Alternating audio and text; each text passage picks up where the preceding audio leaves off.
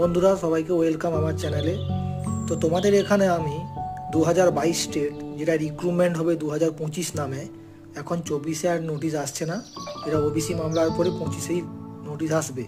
তার আমি এক্সপেক্টেড যত কাট অফ হতে পারে ভ্যাকেন্সি অনুযায়ী, তো সেটার একটা লিস্ট এখানে দেওয়ার চেষ্টা করছি। তোমরা এখানে দেখো, প্রথমে এখানে আমি যেটা দিয়েছি 10,000 ভ্যাকেন্সি। 10,000 ভ্যাকেন্সি হলে তো জেনারেলে 34, ওবিসি 32.5, ওবিসি বি 31.5, এগুলো প্লাস মাইনাস 1 করে হতে পারে।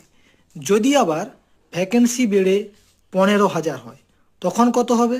তখন তোমরা দেখো 33 জেনারেলে যাবে। আর এসটি আর পিএইচের কোনো কাট অফ যাবে না, কারণ এদের যারা পাস করেছে খুবই কম সংখ্যায়। এবং তোমরা দেখে নাও, যদি 22,000 ভ্যাকেন্সি থাকে কত হবে, আর 50,000 যদি সত্যি দেয় তাহলে তো কাট অফই হবে না কোনো কিছু। Thank you.